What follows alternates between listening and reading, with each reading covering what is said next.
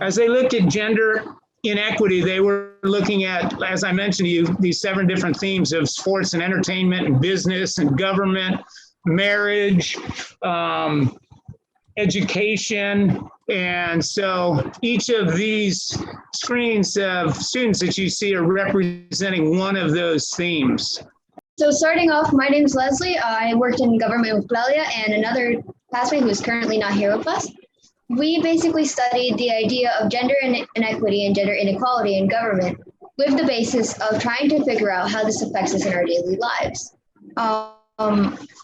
The idea was to broaden our perspectives on different people and see different issues that culturally happen that may affect us or indirectly influence us. Do you have any other questions, or should I expand on something? Yeah. Walk us through a little bit, Leslie. Like, how did it affect you personally? Like, what did you get out of this? What was your takeaway? Well, my takeaway to the main summit basically was that it really helped most of us start broadening our conversations in class and help us discuss further what exactly will affect us in the future and what we should think about moving forward and how we want to make a change considering these different circumstances. If somebody asked you to summarize your experience in just a couple sentences, what would you say? I would probably say it was a unique and really enriching experience for me personally. That's nice to hear. All right, so moving along. Thanks, Leslie. Who's next? Which group? We're next. Hey. Yeah. Hi. Hey, please introduce yourself and let's get going. Yeah. So I'm Noah. My partner over here is Sadie. And basically we did our study on science, and we investigated like opportunities and participation rates amongst men and women. And like, as we expected, we found out that men were much more like involved than women, as they are in many other things, and that women are very much underrepresented. Yeah. So no surprise there. Is there any kind of trend that you saw there? Is that improving or changing or adjusting, or I mean, what's happening? As pretty much everything, right now the world is moving along, and women are starting to get a little bit more involved. But I mean, it's really slow and it's taking a really long time. How does that make you feel as you research and learn more about this and get actual evidence to prove that this is happening? I mean, it's upsetting because it's this like fight for like equality has been going on for so long, and I kind of feel like we're not going places very quickly, and that's kind of like frustrating, I feel. Whenever you think about this project and the experience, what is it that sticks out in your mind the most that you learned? Well, the thing that kind of surprised me the most is how, like, I know that in all aspects of the world, like, women of color are especially, like, shadowed and underrepresented. But to the point where, for example, some statistics were that, like, American Indian / Alaska Native women represented about to 0.1% of people in science. And that is like dangerously little. It seems crazy in 2021. It seems like things have progressed so much, but it sounds like your research is discovering there's still a lot of work to do as far as equality. Yeah, of course, yeah. Makes sense. Thanks very much. Moving on to our next group. Okay, I'm Susie, and this is my partner, May, and we researched the social injustice in marriage. Tell us about that. So we chose this topic because we found that the social injustices in marriage were much more interesting and like different than some of the other topics. How so? Most of the other groups chose or did their presentations on the gender inequality in each of their topics, but we focused on the problem of child marriage and also Same-sex marriage. We focus on the inequalities of that as well. So fill us in on what you found in your research. Go with. Okay, I'm going to be doing same-sex relationships and marriage. One big thing that we need to focus on more is that only 29 countries are legalized, which is such a small percentage to the 69 that are criminalized, like in the other countries. And since 2014, it has same-sex marriage has become legal in 13 more countries around the world, and also in countries like Sudan, Iran, Saudi Arabia, people can be charged with the death penalty for being in a same-sex couple. Wow. So how did that make you feel to learn this information? Very conflicted. Like, it was a mix of emotions because I was mostly mad personally because they're just people trying to live their life. Be themselves. Yeah. And we just wanted to bring more awareness to the problems in that. So that's why we chose the topic. Okay. How do you think you'll create more awareness for others after doing this experiment or doing this research project, rather? I'd like to probably, I know this is probably a big step, but do protests speaking up about it with people from like in the community, because we want their voices to be heard. It seems like a challenging set of subjects that you looked into, and then the information that you found was pretty unpleasant for the most part. Is that right? Yes, it's definitely difficult to hear all these facts and just injustices. Well, thanks for looking into it and sharing what you found. Is there anything else you want to share as far as like your big takeaways outside of the obvious challenges at hand? Well, we did also learn about child marriage. We researched a lot on this. Well, we learned that 1 in 9 girls are married before the age of 15, and 37,000 girls around the world are married under 18 each day. Wow. Where, did it say where? Like what part of the world that's mainly happening at? This is primarily in Asia. Okay. Most of it happens. Okay. Well, hey, thanks for sharing everything with us, and good luck in the future. And I know that was some heavy subject matter to dive into, but it sounds like you got a lot out of it. Who's the next group, and what's the next subject? Hi, okay, so I'm Charlotte, and this is Bailey, my partner. We're doing education. So we focus a lot on like how girls are often like completely denied an access to education, and like some of like the main causes can be like religion, poverty, like living in conflict zones, early marriage, like I said, can also like take away the access to an education. And it Were really, you surprised to find some of those things out as you learned it? Yeah, definitely. Like a lot of the statistics, like 246 million girls aren't in school every year, like kind of shocked us, because if you think about that number, it's crazy, and you don't usually see that on a daily basis. But definitely, yeah. And then have like us having such a wonderful access to an education, and then comparing to what the majority of the girls globally who do not have access to an education was really, really interesting and kind of sad to learn about, but still really empowering, especially considering we're girls and we have such a beautiful education. Yeah, it's pretty heavy stuff. But keep going. What else did you discover and learn about? A lot of it was like certain parts of the world, like Chad, Central African Republic. What was the other one? The sub-Saharan Africa. Those 3 places are where gender inequality in education specifically towards girls are most commonly found. So we thought that was really interesting. And a lot of the vast number of girls that don't have an education was like really shocking. Were any of your other classmates as surprised as you were by the information? When we presented our gender summit, a lot of like the younger grades came up to us, and they like want us to repeat it multiple times because they just like they couldn't believe it almost. Like they were like, really? Which was a kind of empowering, honestly, to know that we were like spreading awareness about it. Yeah, definitely. And, only a certain amount of people outside of our class were educated on this topic. Like, that's better than zero. Like, it's, even though it wasn't like tons and tons of people, like there was some people who were educated who didn't know about this topic. Gotcha.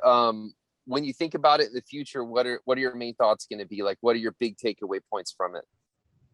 So some of the main things would be like being grateful for the education you have, because it's so like in some parts of the world it's so hard to come by, like a girl getting access to an education.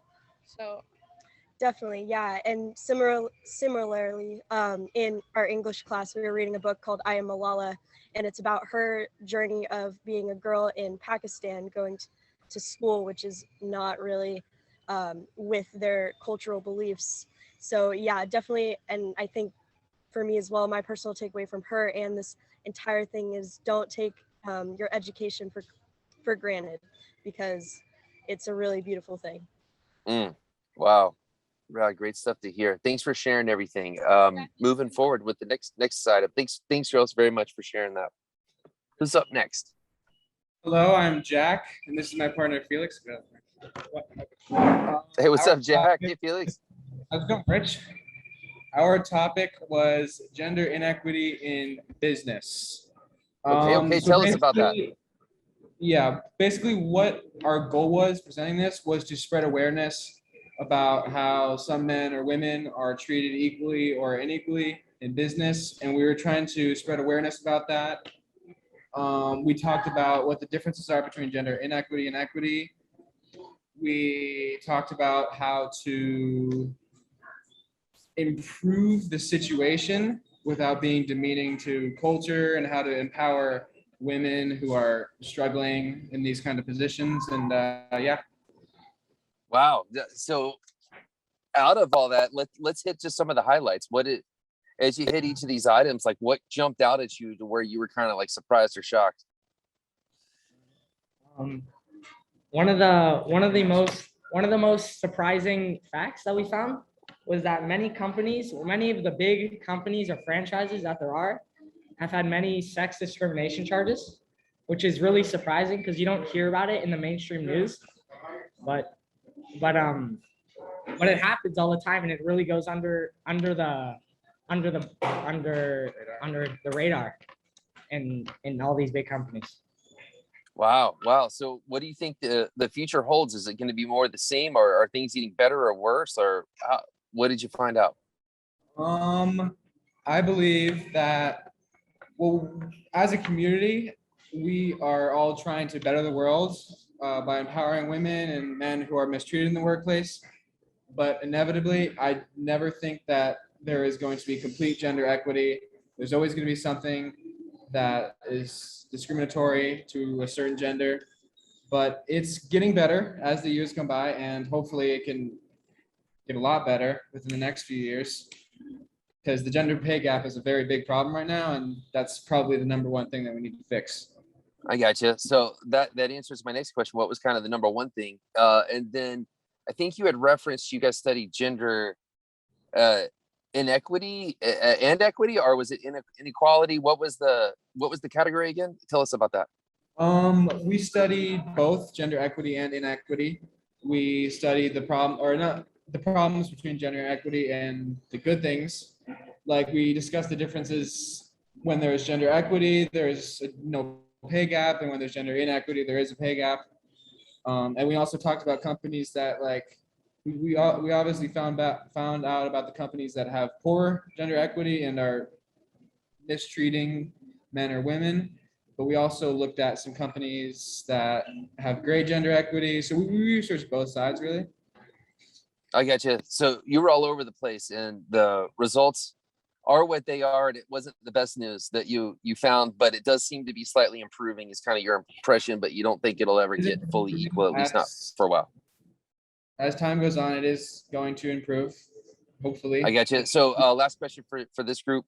What will you think about the most as the days and weeks and months go on out of this project, what will you remember the most?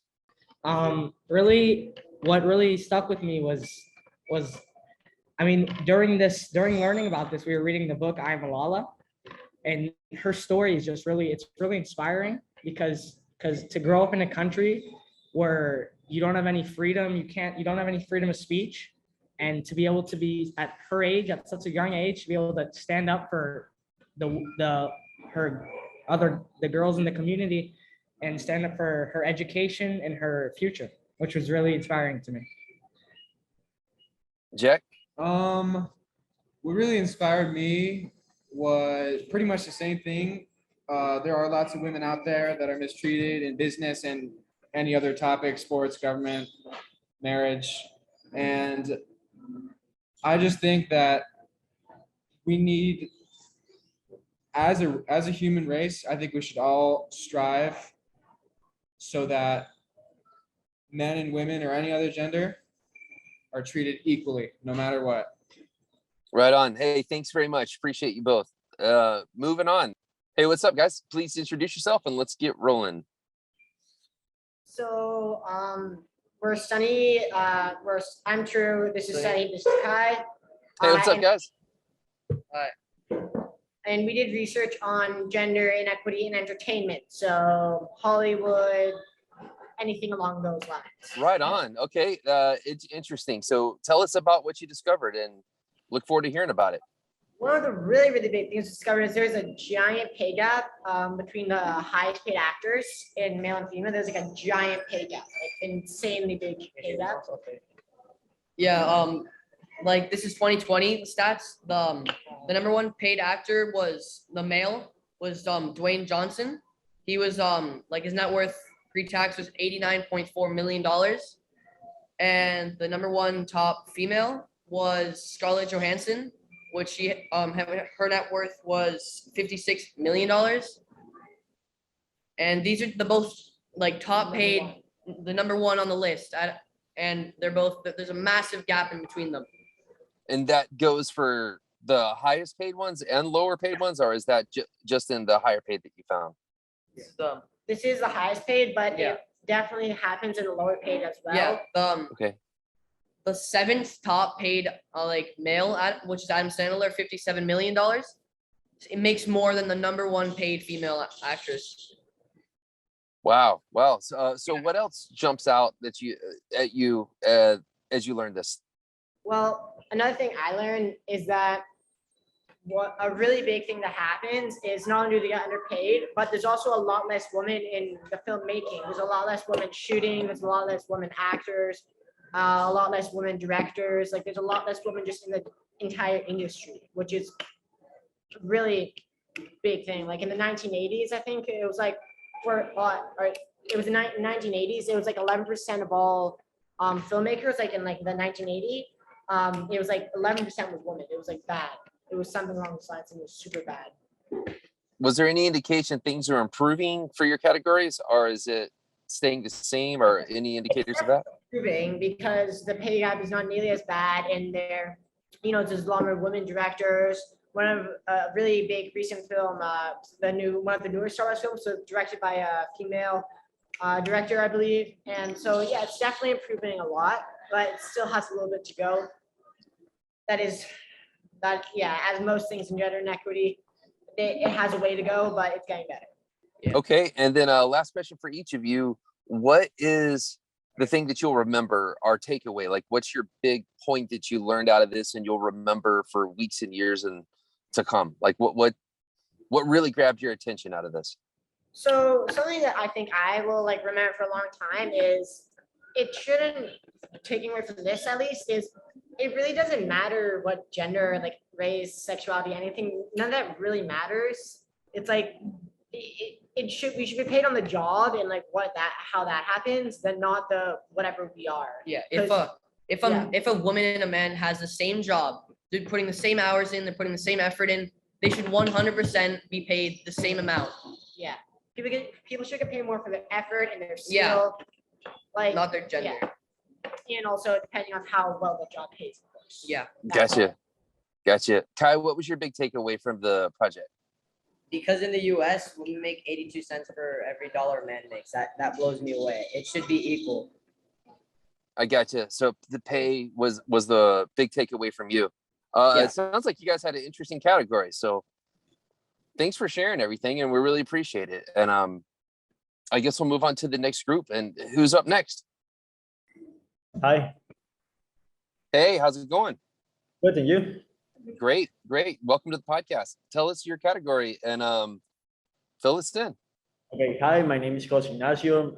She's Ashley and she's Thais. And today we are going to talk about gender inequality in sports. Okay, gender inequality in sports is any type of problem that affects any type of athlete in certain situations. Most of these situations are in the pay gap and gender inequality. Many sports do not have the same amount of money to women or men. Most of these are based on which is the most watched and which is the most famous, not on equality. Okay, a very famous example is of Caster Semenya, who is a middle runner, South African athlete who are winning 2 Olympic medal golds and 3 times world championship.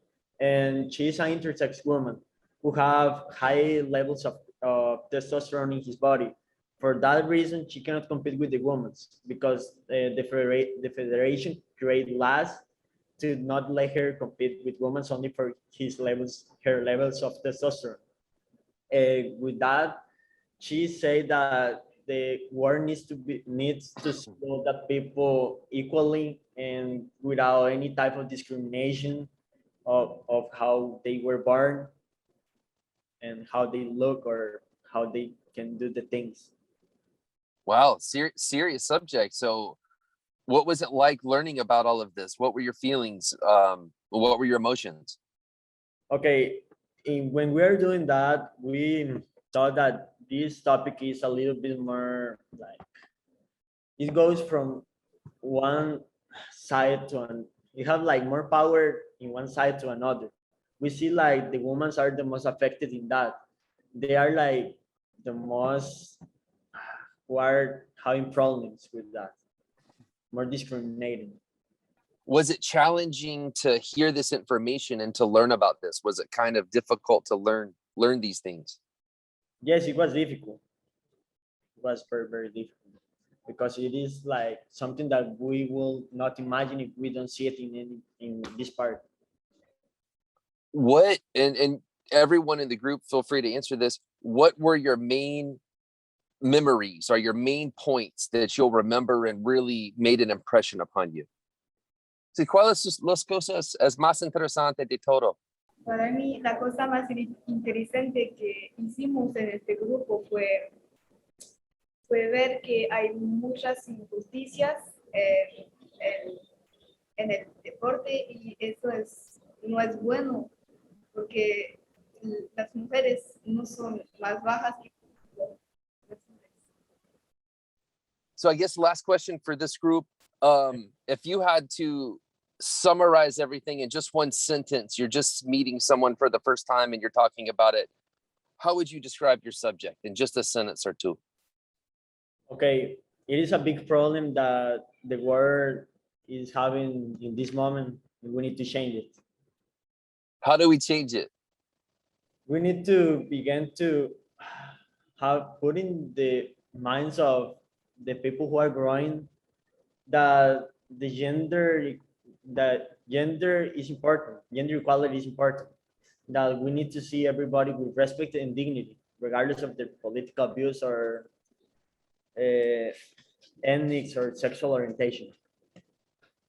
Right on. Thanks very much. Teacher John, do you want to hop on for just a moment? You bet. Hey, so thank you once again for having your students on the podcast and sharing with the community what's going on and what they're learning about. For you, I'd like to know, what did you get out of this one? You do so many interesting things, but what did you get out of this one? What's your takeaway? Well, this is interesting because we did a reflection piece yesterday, and I had the students kind of look at the whole process. I did the same thing where I reflected kind of as the whole group, or it was more kind of a project reflection of where do we go from here? And one of the takeaways that I got after reading all of their individual reflections was that they want to continue looking at social injustice. And I asked them in their reflection, what aspect of social injustice do you want to look at from here? And it was kind of interesting, but about half the class wanted to look at racial social injustice, and which happens to tie in really well because the next novel that I've got selected for these guys to read is The Power of One, which takes place in South Africa and is dealing with apartheid. And then we looked at and we discussed together, because to me, it's all about the process. And we discussed together some aspects of the process that worked well and others that we could do better as we move forward. And so I think with this self-reflection part of the learning process, it tells us where we're at, and it also kind of guides us where we're going. So this has been a learning process for, I think, each of them individually, as well as for me getting to know them better and understand their strengths better, and then how I can best guide them from the side. Right on. Well, as always, thanks for having your students on, and thanks to all the students. Appreciate you sharing everything from each and every one of you. I really, truly appreciate it. And Teacher John, thanks for doing what you're doing and sharing with the community. I hope this gets out there and people pay attention to what you're doing and talk with the kids, and the kids have more open conversations and continue to share this information and progress along with their lives. Yeah, thank you so much, Rich, for taking the time to showcase these incredible students, and for the amazing service that you do for this community by giving us awareness to so many different aspects, whether it's environmental or education in this case. It's a neat community. There's a lot of people that their stories deserve to be told, and things just like this that are happening. So again, much respect to the whole class, and appreciate you all. I'll see you soon. Thank you. Thank you. Thank you.